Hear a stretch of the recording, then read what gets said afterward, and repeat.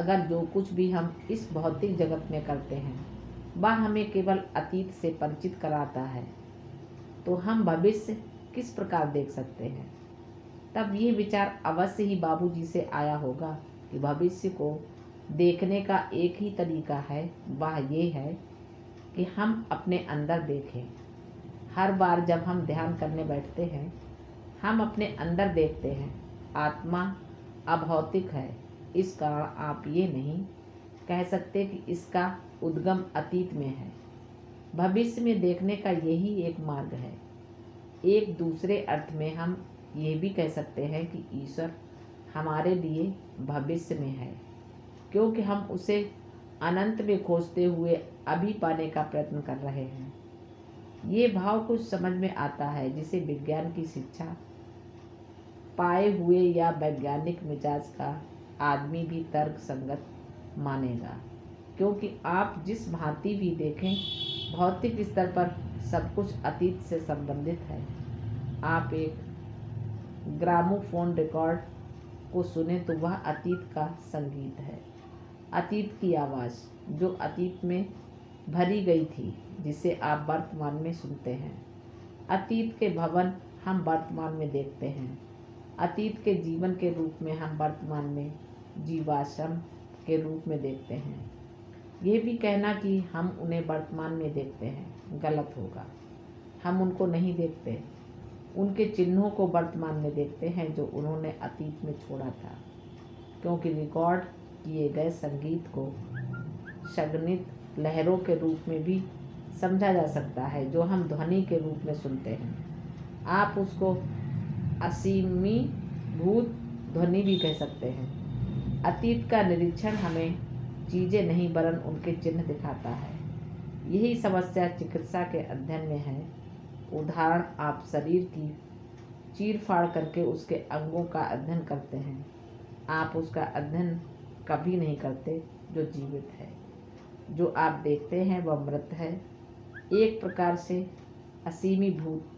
वह जो अतीत में जीवित था, धड़क रहा था, अब मृत पदार्थ है। मैं यह भी सुझाव दे सकता हूँ कि जो चेहरे आप अपने चारों ओर देखते हैं वहाँ भी हमें अतीत के चिन्ह दिखाई देते हैं, क्योंकि आज वे अपने अतीत के संस्कारों का परिणाम है जिन्होंने उन्हें वर्तमान रूप में ढाला है। इस पर विचार कीजिए।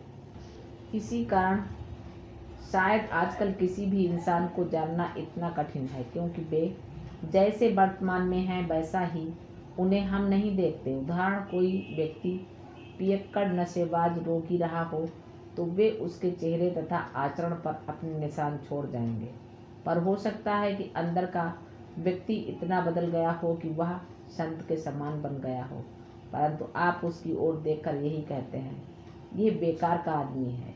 किंतु उसके अंदर जो नया व्यक्ति है उसे आप नहीं देख पाते, और हम उसके चेहरे और आचरण पर अतीत के चिन्हों को देखकर एक अच्छे व्यक्ति को ठुकरा देते हैं। किसी व्यक्ति को परख करने में यही कठिनाई है। इसीलिए मैं समझता हूँ कि कोई व्यक्ति अब क्या है, इसकी परख करने के लिए एक असली गुरु होना चाहिए, क्योंकि आप जानते हैं कि बाबूजी लोगों को कैसा देखा करते थे। उनकी दृष्टि ही कुछ और होती थी। वह हृदय में झांक कर देखते थे, और वहाँ आप देख सकते हैं कि वह व्यक्ति उस समय इस क्षण क्या है। बाकी सब कुछ हमें गुमराह कर सकता है, क्योंकि वह केवल चिन्ह है और कुछ नहीं।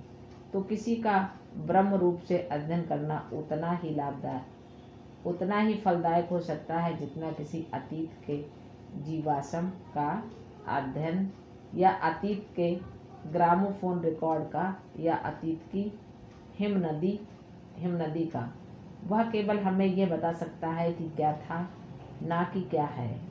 ये समझने के लिए भी कि इस समय क्या है, हमें आध्यात्मिक दृष्टि का विकास करना पड़ेगा। इसी कारण ये जानना कठिन है कि संसार में हमारे चारों ओर क्या हो रहा है। दुर्भाग्यवश इस महत्वपूर्ण विज्ञान या कला को सिखाने के बदले हमारी शिक्षा पद्धति हमें अतीत में पीछे और पीछे ही ढकेलती जाती है। ज्योतिष विज्ञान हमें अंतरिक्ष में और दूर अर्थात समय में और पीछे ले जाना चाहता है। उन्हें क्या पता चलेगा। मनोविज्ञान भी कुछ ऐसी पद्धति अपनाता है जो आपको स्वयं अपने में पीछे ले जाती है। सच हो या झूठ, यहाँ तक दावा करते हैं कि आप स्वयं अपने जन्म के समय की पीड़ा का भी अनुभव कर सकते हैं और शायद अपने पहले के भी जीवन में जा सकते हैं। पर क्या लाभ, ये आपको केवल बताएगा क्या था, ना कि क्या है। वही बात जीवाश्म विज्ञान या भूमि विज्ञान में है। इस काल में यहाँ क्या था, इस काल के हजारों या करोड़ों वर्ष पहले यहाँ क्या था। ज़्यादा से ज़्यादा वे अतीत से वर्तमान तक एक क्रम प्राप्त कर सकते हैं। ये उसी भांति है कि हम कहें कि सीढ़ी में 29 पग सीढ़ियाँ हैं, पर उसके बाद मेरे आगे कितने पग हैं। इसी कारण मेरे गुरुदेव की शिक्षा में विशाल बुद्धिमत्ता है। अतीत को भूल जाओ। ज़्यादा से ज़्यादा वह स्पष्टीकरण दे सकता है, कुछ परिवर्तित नहीं कर सकता। तो अपना परिवर्तन कैसे करें। इस समय जहाँ तुम हो, जैसे तुम हो, वहाँ से आरंभ करो और अपने भविष्य में देखो। हाँ, पर बाबूजी, अब आपने अभी तो कहा था कि हम अतीत नहीं देख सकते और गौर करने पर हम केवल अतीत ही देख सकते हैं, और अब आप कहते हैं कि अपने भविष्य में देखो। वह कहते हैं, हाँ मेरे बेटे, अपने अंदर देखो, अपने हृदय में देखो, वहीं पर तुम्हारा भविष्य है। तो आप हृदय के महत्व को देखते हैं। हम न केवल अपने आप को खोजते हैं, हम अपने में उसे भी खोजते हैं जो हम बनने जा रहे हैं। तो एक अर्थ में आप कह सकते हैं, यह प्रक्रिया पूर्ण होने पर जो हम होंगे, हम उसे अपने में खोज रहे हैं। और जब आप अपने हृदय को देखते हैं तो आपको वहाँ घृणा दिखाई देती है। अगर आप उसे हटाएंगे नहीं तो वही आपका भविष्य होगा। अब अगर आप अतीत के जीवाश्म को साफ करें तो आपने उसमें से कुछ भी हटाया नहीं, वह केवल एक स्वच्छ जीवाश्म है, अभी भी मृत। परंतु अगर आप अपने हृदय में देखते हैं और वहाँ घृणा पाते हैं तो आपको मालूम है कि अगर आपने उसे वैसे ही छोड़ दिया तो आपका भविष्य भी केवल घृणा से ही भरा होगा। आपको सफाई की आवश्यकता का एक अनिवार्य मार्मिक आवश्यकता का अनुभव होता है। आपको हृदय में झांकने पर गलत प्रवृत्तियां दिखाई देती हैं तो आपको मालूम है कि आपका भविष्य क्या होगा। गलत प्रवृत्तियां, गलत कार्य, गलत फल।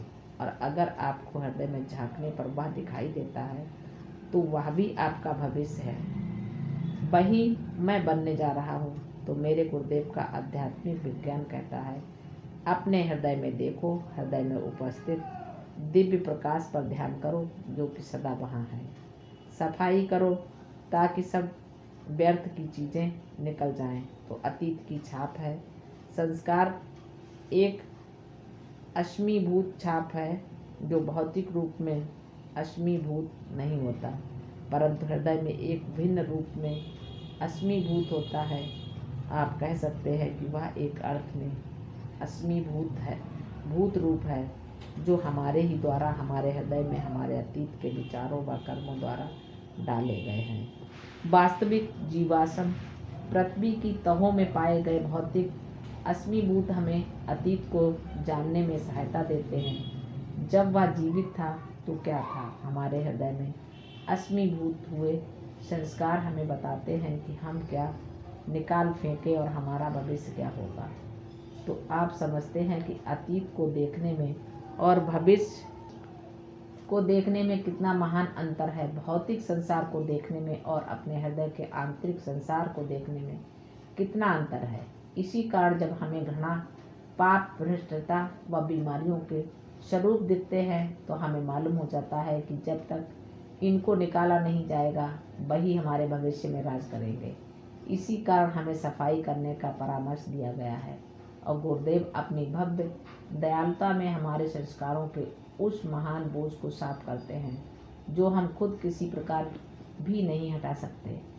जब ये करीब करीब समाप्त हो जाता है तो हमें भावी प्रकाश की एक चौंधिया देने वाली झलक मिलती है। एक प्रत्यक्ष अर्थ में नहीं कि जो तुम्हारी आंखों को चौंधिया दे, परंतु वह कुछ ऐसी भव्य, महान, असाधारण रूप से विलक्षण है कि क्या मैं ये होऊंगा, ये विस्मय है। इसी कारण बाबूजी ने कहा है, आध्यात्मिकता विस्मय का विज्ञान है और विज्ञान उत्सुकता का विज्ञान है। तो उत्सुकता हमें अतीत में ले जाती है और विस्मय हमें आगे ले जाता है। मैं आशा करता हूँ कि जो कुछ मैंने कहा है उसका कुछ अर्थ निकलता है। ये सब कुछ 2 दिन पहले हुआ। पाइरीनीस की उस 900 मीटर दूरी को करीब 900 अभ्यासी भाइयों और बहनों के साथ को चट्टानों, आकाश को और अपने अंदर के उस दृष्टिपात को, इन सब को धन्यवाद। ये जो विचार मैंने आपके सामने रखे उसी का परिणाम था। इन विचारों में कोई अंतिम निर्णय नहीं है, परंतु ये हमें एक महत्वपूर्ण शिक्षा से दिखाते हैं और वह है मेरे गुरुदेव की शिक्षा। अपने अंदर देखो, अपने अंदर अपने भविष्य का निर्माण करो और उसे अपने अंदर प्राप्त करो। धन्यवाद।